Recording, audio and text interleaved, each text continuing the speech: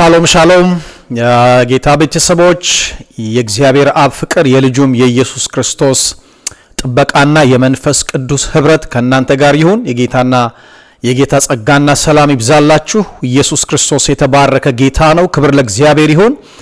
እንግዲህ በተጠራንበት መጠራት እንደሚገባ እንመላለስ በሚል ሐሳብ የጀመርነውን እንግዲህ የመጽሐፍ ቅዱስ ጥናታችንን ወይንም ከእግዚአብሔር ቃል በዚህ በኤፌሶን ላይ እግዚአብሔር ያስተማረኝን እግዚአብሔር ለኔ ደግሞ በግሌ ተናገረኝን እና ደግሞ ለእናንተም ላካፍል በዚህ ሚዲያ አማካኝነት እንግዲህ ወደ እናንተ እየመጣው ነው። ክብር ለእግዚአብሔር ይሁን።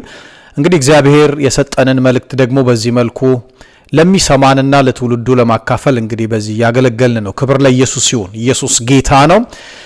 እንግዲህ እንደጀመርነው በዚህ በኤፌሶን መልእክት ላይ ምዕራፍ 4 ላይ ሐዋርያው ጳውሎስ በኤፌሶን ለምትገኘው ቤተክርስቲያን በዛ ላሉት ቅዱሳኖች በተጠሩበት መጠራት እንደሚገባ ይመላለሱ ዘንድ ያቀረበላቸውን ልመና፣ ጥያቄ፣ ሐሳብና ደግሞ በዛ በተጠሩበት መጠራት ልክና መጠን እና አግባብ በህይወታቸው የሚመላለሱበትን እንግዲህ ሰማያዊ የሆነ በጸጋው መገለጥ ያገኘውን የህይወት መርህን የሰጣቸውን ሐሳብ ነው። እንግዲህ ዛሬ ከዛ ውስጥ እግዚአብሔር ያስተማረኝን ለእናንተ ማካፈለው። ፕሬዝ ጋድ። እንግዲህ ባለፈው በዚህ በተጠራንበት መጠራት መመላለስ የሚለውን ሐሳብ መግቢያውን አይተናል በፓርት 1 ላይ ያለ። ምናልባት ይህንን ለመጀመሪያ የምታዩ ካላችሁ ወደ ኋላ ሄዳችሁ በዩቲዩብ ቻናሌ ላይ ማግኘት እና መከታተል ትችላላችሁ። ክብር ለኢየሱስ ይሁን። እና ፓርት 2 ላይ ደግሞ የመጀመሪያውን መርህ አይተናል እና በዛ ላይ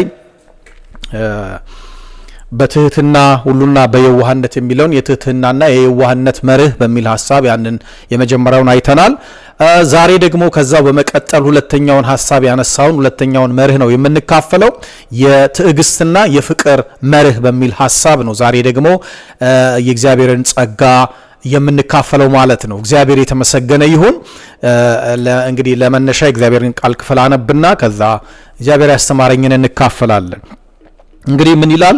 ምዕራፍ 4 ላይ እንግዲህ በጌታ እስር የሆንኩ እኔ በተጠራችሁበት መጠራት እንደሚገባ ትመላለሱ ዘንድ በተጠራችሁበት መጠራታችሁ እንደሚገባ የእያንዳንዳችን የተጠራንበት ጥሪ አለ። ለዛ ጥሪ የሚመጥን የሚሆን አካሄድ የህይወት ምልልስ ሊኖረን እንደሚገባ ነው የሚያሳየን እና በተጠራችሁበት መጠራታችሁ እንደሚገባ ትመላለሱ ዘንድ። አየ ያልተገባ ምልልስ አለ እና ደግሞ የተገባ ምልልስ አለ ማለት ነው።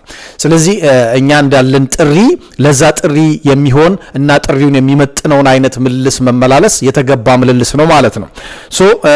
እንደሚገባችሁ ትመላለሱ ዘንድ እለምናችኋለሁ ካለ በኋላ እንግዲህ ምልልሶቹን እና የመመላለሻ መርሆቹን ሲያስቀምጥ ባለፈው እንዳየነው በትህትና ሁሉ እና በየዋህነት ካለ በኋላ ዛሬ የምናየው በትዕግስትም ሁሉ እርስ በርሳችሁ በፍቅር ታገሱ ይላል። በትዕግስትም ሁሉ እርስ በርሳችሁ በፍቅር ታገሱ። በዚህ ቁጥር ውስጥ እርስ በርሳችሁ በትዕግስት ይላል፣ እንደገና ታገሱ። ሁለት ጊዜ ትዕግስት የሚለውን ሐሳብ ሲያነሳ እናያለን እና የዚህ ደግሞ ትዕግስት መገለጫ ሆኖ የቀረበው ደግሞ ፍቅር ነው። ክብር ለኢየሱስ ይሁን። እንግዲህ ሐዋርያው እንዳልኳችሁ በዚህ በምዕራፍ 4 ላይ ቁጥር 2 ላይ ለክርስቲያናዊ ጉዟችን ለክርስቲያናዊ ኮንዳክታችን በተጠራንበት መጠራት እንደሚገባ ለመመላለስ መሰረት ብሎ ካስቀመጣቸው መመሪያዎች መካከል አሁን የምናየው በትዕግስትና በፍቅር መታገስ የሚሉት ደግሞ ዋነኞቹ ሆነው እናገኛቸዋለን ማለት ነው። ኢየሱስ ክርስቶስ ጌታ ነው። እንግዲህ ዛሬ በምንኖርባት ዓለም ውስጥ አሁን ባለነው በምንመላለስበት የነባራዊ እውነታ ባለንበት በዚህ አሁን ባለንበት የዓለም ሲስተም ውስጥ እንግዲህ ትዕግስት የሚለው ቃል ትርጉሙ የተቀየረ ይመስላል በብዙዎች የህይወት ስርዓት ውስጥ ስንመለከተው። ዛሬ ዓለም የምትመራበት ይሄ ኢንስታንት ግራቲፊኬሽን የሚለው ፊሎሶፊ በጣም አፌክት ቤተክርስቲያንን ያደረገ ነው የሚመስለው። እንግዲህ ይሄ ኢንስታንት ግራቲፊኬሽን የምንለው ወይንም ደግሞ ይሄ በፈጣን እርካታ ነገሮችን ወዲያው ቲክቶክ በቃ ሚዲያውን ብታዩ ሁሉ ነገር ይሄ ጊዜ ወስዶ ትዕግስት ሰጥቶ ነገርን ረጅም ነገሮችን ማንበብ፣ ረጅም መጸለይ፣ ረጅም ነገሮችን ጊዜ የሚፈልጉ ትዕግስት የሚጠይቁ ነገሮችን አሁን ትውልዱ የጠላበትና ይሄም ደግሞ በጣም ተጽዕኖ ቤተክርስቲያን ውስጥም የገባ የሚመስልበት የገባበትም ዘመን ነው መምሰል ብቻ ሳይሆን እና በቃ ነገሮችን በአቋራጭ በፍጥነት ለማግኘት በሚደረግ መሯሯጥ ውስጥ ይሄ መጽሐፍ ቅዱሳዊ የሆነ ትዕግስት የሚባለውን ነገር ማሰብ፣ መናገር፣ ማስተማር እና በዛ ህይወት ስርዓት መመላለስ እንደ ኋላ ቀርነት አለ አይደለም እንደ አለመዘመን እየታየ የመጣበት ሁኔታ ነው ያለው። እያወራሁ ያለሁት በዓለም ብቻ ሳይሆን በቤተክርስቲያን ውስጥ በቤተክርስቲያን በአማኞች በቅዱሳን ህይወት ውስጥና በቤተክርስቲያን መካከል ነው እያልኩ ያለሁት።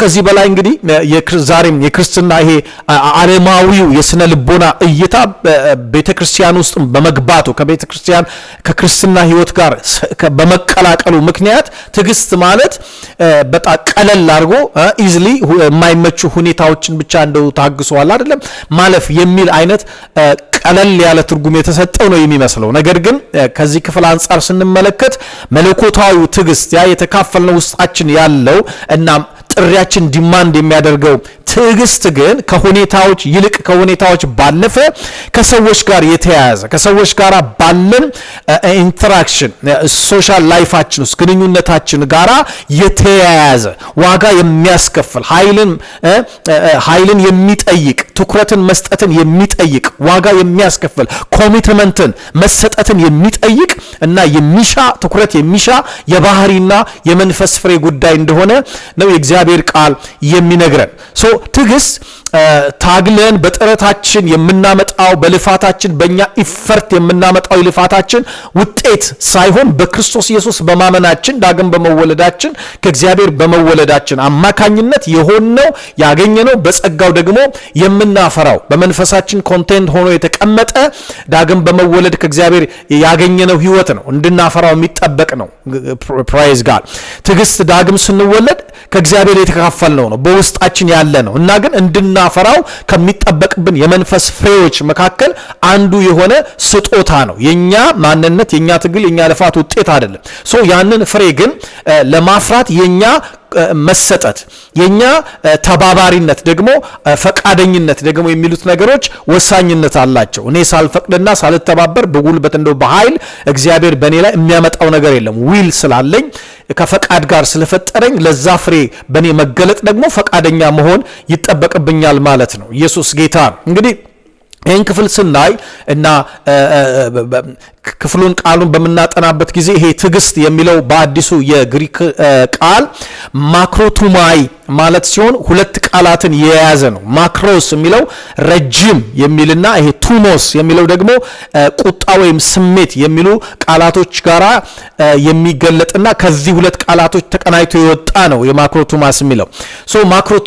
ማክሮቱሚያ እንግዲህ ትርጉሙ ምንድነው? ቁጣን የማዘግየት ብቃት ወይንም ረጅም ትንፋሽ ማለት ነው ትርጉሙ በዛ በተጻፈበት አውድ እና ቃል የግሪክ ትርጉም ስንመለከት። ስለዚህ አንድ ሰው ሊበድለን ሊያበሳጨን ወይም ሊያስቆጣን ሊያቆስለን የሚችል አቅም እያለው እኛ ግን ለመበቀል አለመቸኮልን ለደካማው ሰው ለውጥ እድል መስጠትን የሚያሳይ ሐሳብን ነው ከዚህ ትዕግስት ከሚለው ቃል ውስጥ የምንመለከተው።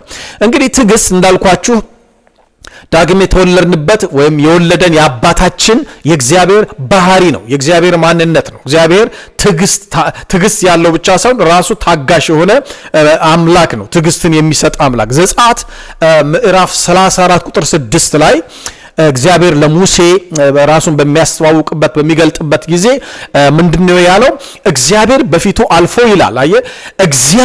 እግዚአብሔር መሐሪ ሞገስ ያለው ታጋሽም ባለብዙ ቸርነትና እውነት ብሎ ነው ዲፋይን ራሱን ወይም ሲገልጥ የገለጠለት። ሶ እግዚአብሔር ታጋሽ የሚታገስ ትዕግስቱ ደግሞ ሰፊ ረጅም የሆነ አምላክ እንደሆነ እንመለከታለን። እኛም ደግሞ ይህንን ትዕግስት ከእግዚአብሔር ዳግም ስንወለድ የእግዚአብሔር ልጆች በመሆናችን አዲስ ፍጥረት በመሆናችን ኢምፓርት አድርገነዋል፣ ተካፍለነዋል ማለት ነው። ኢየሱስ ጌታ ነው።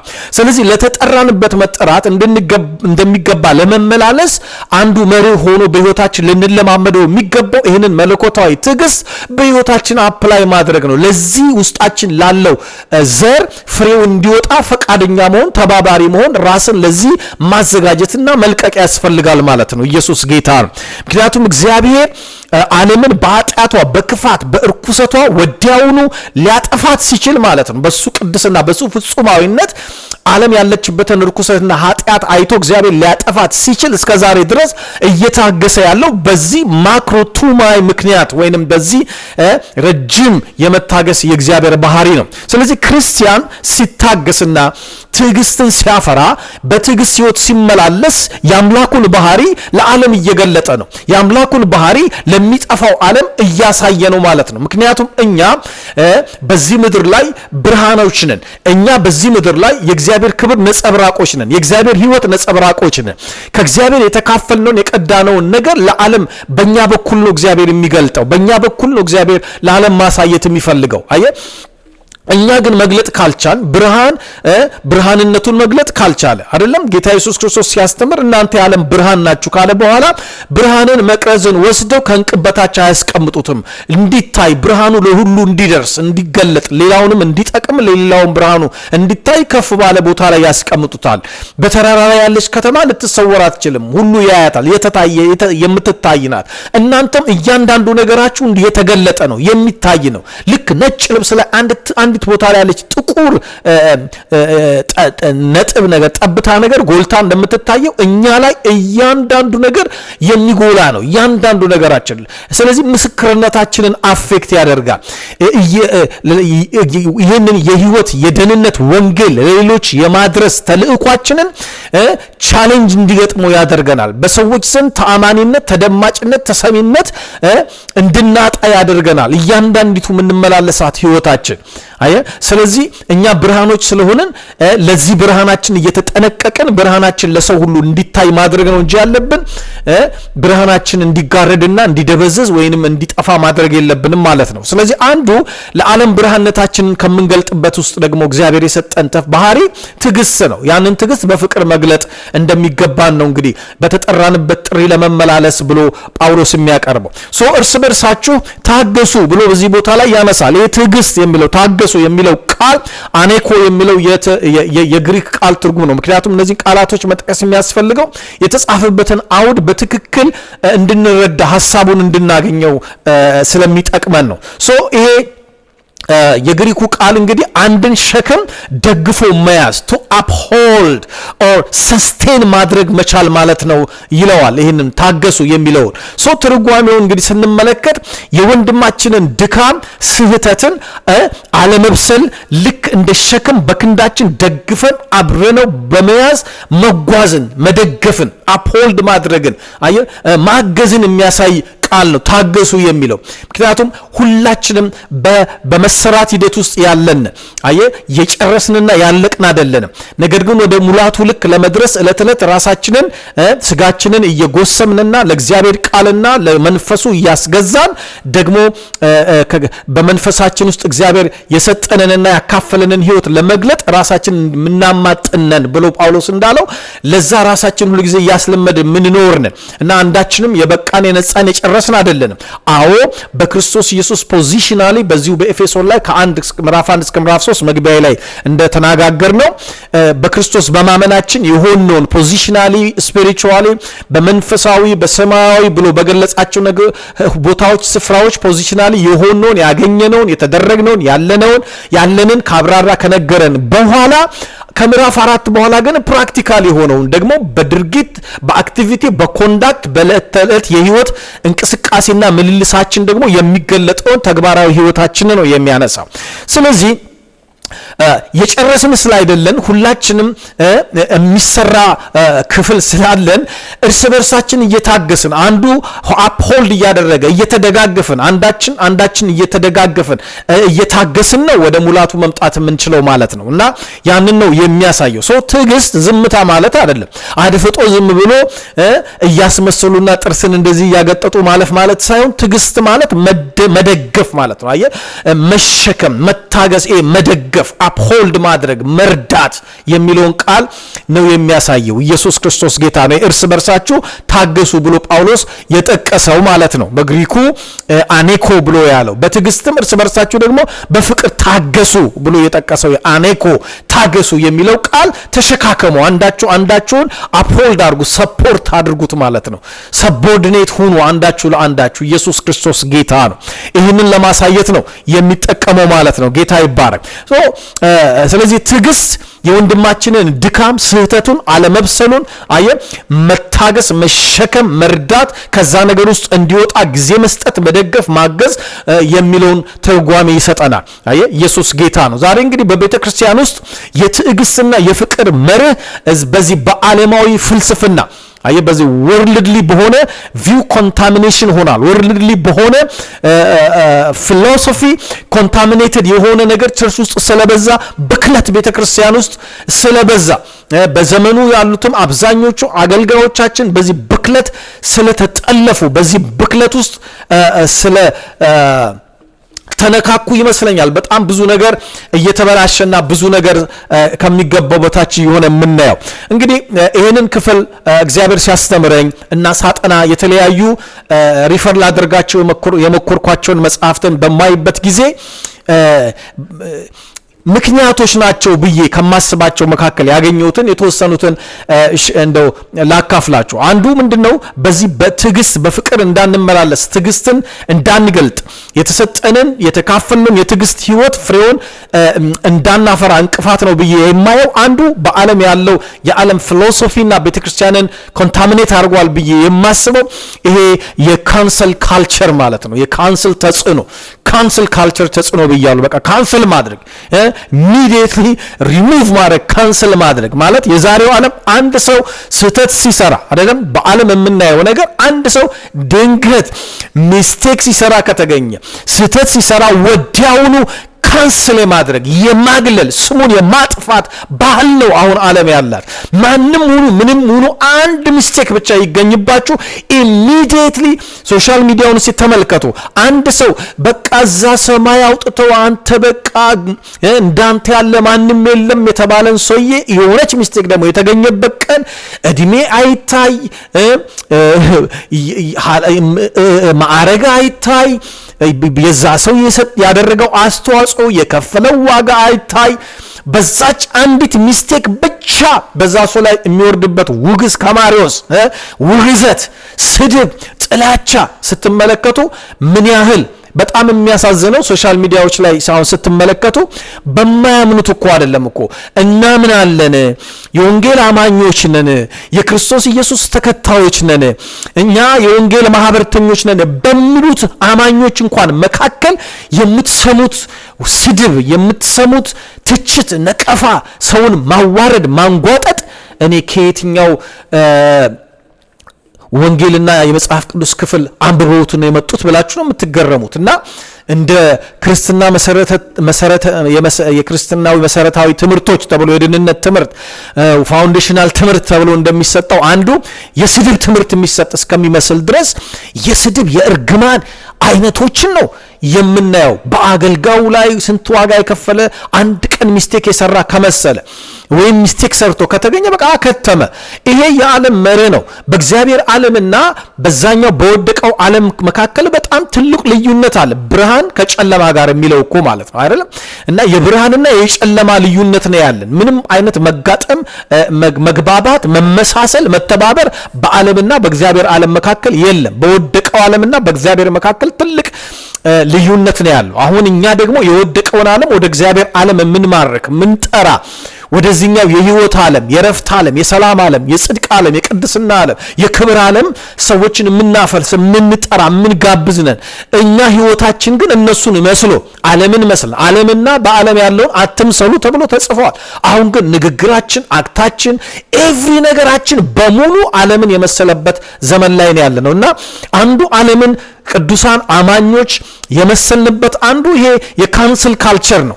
እኔ አንድ ሰው ችግር ሲኖርበት የተሳሳተ ሲመስል ወይ አጥፍቶ ከተገኘ ኢሚዲየትሊ ማግለል፣ ኢሚዲየትሊ ስሙን ማጥፋት፣ ሪሙቭ ማድረግ፣ ማስወገድ የሚል አይነት ፕሪንሲፕል ነው ዓለም ያላት እና ይሄ አሁን ይሄው መንፈስ ይሄው ስፒሪት ይሄው ፊሎሶፊ ይሄው ፍልስፍና ወደ ቤተክርስቲያን ሰርጎ በመግባቱ አማኞች ወንድሞቻቸውን የእህቶቻቸውን ድካም ታግሰው ለውጥን ከመጠበቅ ይልቅ ወዲያውኑ መፍረድ፣ መለየት፣ ማግለል ይቀላቸዋል። አየ ታገሱ የሚለው ቃል ተረስቶ ፍረዱ የሚለው ቃል፣ ንቀፉ፣ ተሳደቡ የሚለው ቃል ነግሶ እናየዋለን በአማኙ ማህበረሰብ ውስጥ ማለት ነው።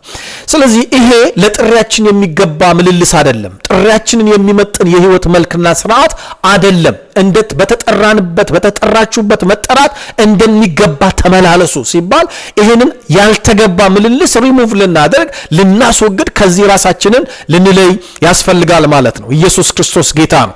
ለተጠራንበት የሚገባ ምልልስ ይሄ አንዱ ትልቅ እንቅፋት ጋሬጣና መሰናክል ሆኖ በትዕግስት እንዳንመላ ያን ጥሪያችንን የሚመጥንና ለጥሪያችን የሚሆነው ምልልስ አንዱ በትዕግስት መመላለስ ነው። በፍቅር በትዕግስት መመላለስ ስለሆነ ይሄን ትዕግስትን ረጅም ጊዜ ሰጥቶ መጠበቅን ለሰውየው ለውጥ ለሰውየው ከወደቀበት መነሳት ለእህታችን ለወንድማችን ከጥፋቷ ከስህተቷ ተመልሳ እንደገና በህይወት እንድትኖር ገንዘብ ለማድረግ ያንን ሰው የመታገስ የመጠበቅ ጊዜ መስጠት የሚለው ነገር ጠፍቶ አንድ ሚስቴክ የተገኘበትን ወዲያውኑ ካንሰል የማድረግ ካልቸር ነው ያለው። በቃ ወዲያው በቃ ልክ ሶሻል ሚዲያ ላይ ካንሰል እንደምናደርገው አንሰብስክራይብ ሪሙቭ ምናምን ሪጀክት እንደምናደርገው አይነት እንደዚሁም ግንኙነታችን በቃ የአንድ ሰሞን ነው።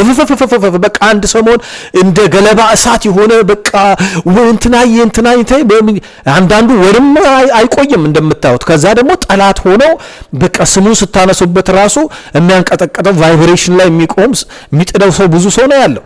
ይሄ ትዕግስት የማጣትና ለትዕግስት ደግሞ ትልቁ እንቅፋት የሆነ የዓለማዊነት መንፈስና ወርልድሊ ፊሎሶፊ ነው ማለት ነው።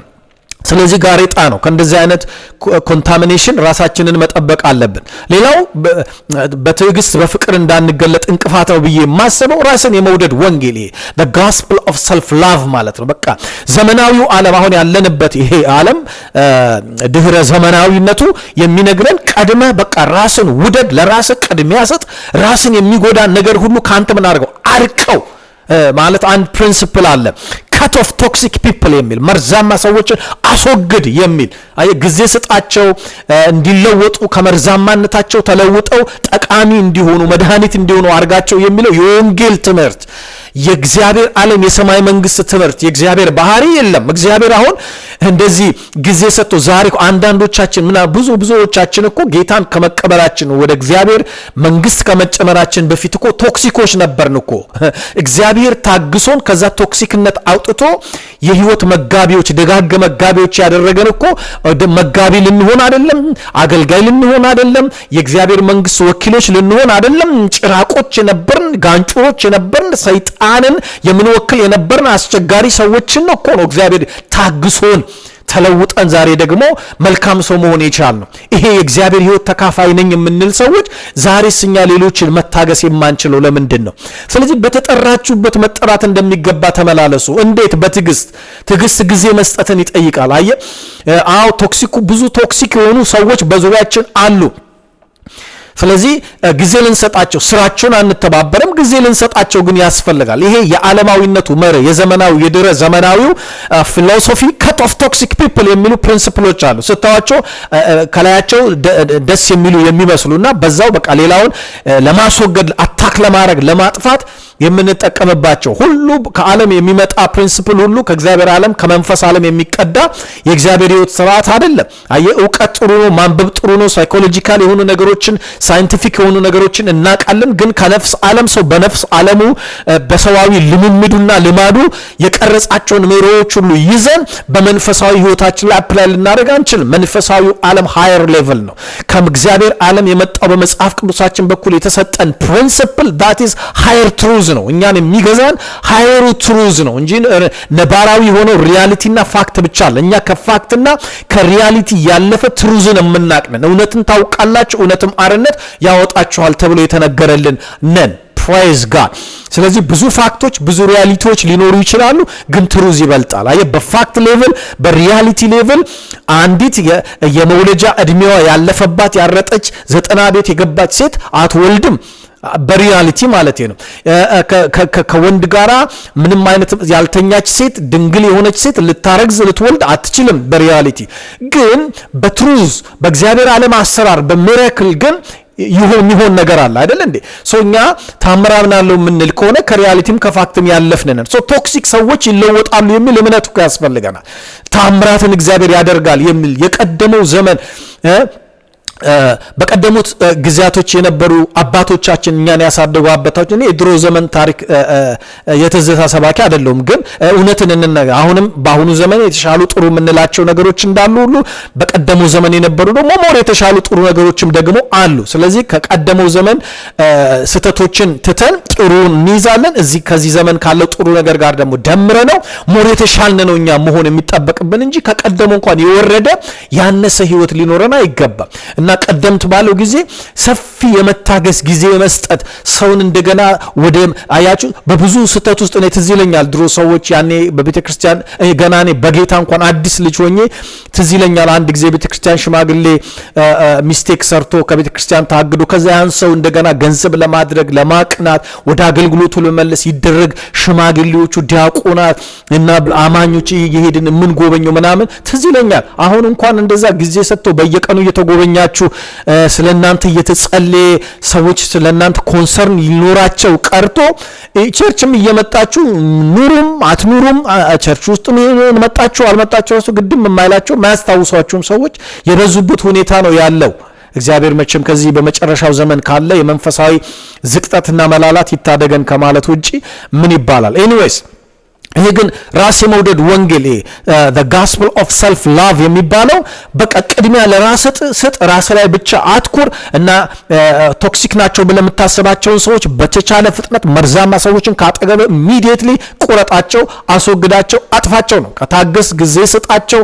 የሚለወጡበትን ኢፈርት የሚጠቀም ሊለወጡ የሚችሉበትን ያንተን ኮንትሪቢዩሽን ያንተን ኮሚትመንት አሳይ የሚለው ፕሪንሲፕል መርህ እየጠፋ ጠፍቷልም እንደምናየው ማለት ነው። እና ይሄ መርዛማ ሰዎችን አስወግድ የሚለው ፍልስፍና እንግዲህ ክርስቲያናዊ ታጋሽነትን እየገደለና ከቤተክርስቲያን እያጠፋ ያለ የዓለም ፕሪንሲፕል ነው። መጽሐፍ ቅዱስ ግን የሚያዘን አስቸጋሪዎችን ዲፊካልት ፒፕል ዲፊካልት የሆኑ ሰዎችን በፍቅር እንድንሸከም ኢየሱስ ጌታ ነው።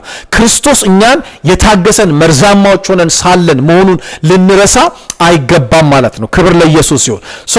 እውነት ማወቅ ያለብን እውነት ከሰዎች ክፋት ከሰዎች ኃጢአት ከሰዎች ከሚያደርጉት ማንኛውም መርዛማ ተግባራቸው ጋር አንተባበርም። ከክፋታቸው ጋር ተባባሪ አንሆንም። እንተባበር ማለት አይደለም። ጊዜ እንስጣቸው ስንል ስራቸውን፣ ኃጢአታቸውን፣ ክፋታቸውን፣ እርኩሳታቸውን፣ አመጻቸውን እያደረጉ ያሉትን ሮንግ ነገር እኛም ተባብረን እንደግፍላቸው ማለት አይደለም። ይሄ በደንብ አስምረንበት ልናስተውለውና ልናቀው የሚገባ እውነት ነው። ነገር ግን ምንድነው እሱ ሰውየውንና ስራውን ፐርሰኑንና የሚያደርገውን ነገር የተገለጠበትን ዊክነሱን፣ ድካሙን፣ መርዙን መለየትና ማወቅ ማየት ያስፈልጋል ማለቴ ነው። ክብር ለኢየሱስ ይሁን። ስለዚህ በትዕግስት እድል ሰንተን ሰውየውን ወይም እህታችን ወንድማችንን ገንዘብ ልናደርጋቸው ካሉበት መርዛማ ካደረጋቸው አስተሳሰብ ሊሆን ይችላል፣ የህይወት ስርዓት ሊሆን ይችላል፣ አካሄድ ሊሆን ይችላል፣ እንዲወጡ ልንረዳቸው ይገባል ማለታችን ነው። ኢየሱስ ጌታ ነው። ምክንያቱም የተጠራንበት ጥሪ በክርስቶስ የተካፈልነው የእግዚአብሔር ህይወትን የመግለጥ መርህ ነው፣ የመግለጥ ጥሪ ነው። ጥሪያችን ያንን የእግዚአብሔርን ነገር ለዚህ ዓለም የማሳየትና የመግለጥ ጥሪ ነው። አየ ክርስቶስ ደግሞ ለራሱ ሳይሆን የኖረው ክርስቶስ ለራሱ ቅድሚያ ሰጥቶ ራሱን የሚመቸውን ነገር ለራሱ አድርጎ ሳይሆን ያሳየን ስለኛ ራሱን አሳልፎ በመስጠት ስለኛ ዋጋ በመክፈል ስለኛ በመሞት የኛን ቅጣት እኛን ሰብስቲቲዩት አድርጎ እሱ ስለኛ በመዋረድ ለመስቀል ሞት ራሱን አዋርዶ በመታዘዝ ነው ምሳሌ የሆነ። ይሄ በክርስቶስ ኢየሱስ የነበረ ሐሳብ ደግሞ የተባለው በእናንተ ዘንድ ይሁን፣ አፕላይ ፕራክቲስ ኤክስፒሪየንስ አድርጉ ነው የተባለው። ኢየሱስ ጌታ ነው። እሱ የእምነታችን ጀማሪ ፈጻሚ ሐዋርያ ሊቀ ካህናችን የሆነውን ክርስቶስን ሞዴል አድርገን እንድንከተል እርሱን እንድንመስል የተጠራ ነው። ጳውሎስም እኔ ክርስቶስን እንደምመስል አለ። እናንተ እኔን ምሰሉ፣ እኔ መስየዋለሁ፣ እሱን ለመምሰል ራሴን አስለምጃለሁ፣ አስለምዱ ራሳችሁን። ጳውሎስም ጢሞቴዎስን ሲመክረው ምን አለው? እግዚአብሔርን መምሰልን ራስን አስለምድ፣ ፕራክቲስ አድርግ። ኮሚትመንት ይጠይቃል፣ ኮንቪክሽን ይጠይቃል፣ ግን አስለምድ። ቸል አትበል፣ አትዘናጋ፣ እንዳትወረስ፣ እንዳትዋጥ ብሎ ነው የመከረውና ያሳሰበው እንደ መጋቢ። ኢየሱስ ጌታ ነው። እኔም ዛሬ እንደ አንድ መጋቢ እግዚአብሔር አደራና ኃላፊነት ለትውልድ እንደሰጠው አገልጋይ ዛሬን እምላችኋለሁኝ ራሳችንን እያማጸንን ለጥሪያችን በሚገባ ምልልስ ለመመላለስ ራሳችንን እናስለምድ። የዚህ ዓለም የድህረ ዘመናዊነቱ የዓለማዊነት ፍልስፍና ሰለባዎች አንሁን። ኮንታሚኔትድ ሆነን ተበክለን ከእግዚአብሔር ከዘላለም መንግስትና የህይወት ስርዓት በተቃራኒ እየኖርን የበረከቱ ተጠቃሚ ከመሆን ይልቅ ያ የሰማይ መንግስት የበረከቱ የህይወቱ የሰላሙ የደስታው የረፍቱ የነጻነቱ ተጠቃሚ ከመሆን ይልቅ በብዙ ጥቃት ውስጥ ከመሆን እንድንጠበቅ በተሰጠን ጥሪ ልክ መመላለስ ያስፈልገናል ማለት ነው። ኢየሱስ ክርስቶስ ጌታ ነው። ለዚህ ነው በክርስቶስ ኢየሱስ የነበረ ይህ ሐሳብ በእናንተ ዘንድ ደግሞ ይሁን ተብሎ የተነገረን። ስለዚህ ራስ ወዳድነት የትዕግስት ትልቁ እንቅፋት እንደሆነ ልናስተውል ይገባናል ማለት ነው። ፕሬዝ ጋድ። ኢየሱስ ክርስቶስ ጌታ ነው። ክብር ለእግዚአብሔር ይሁን።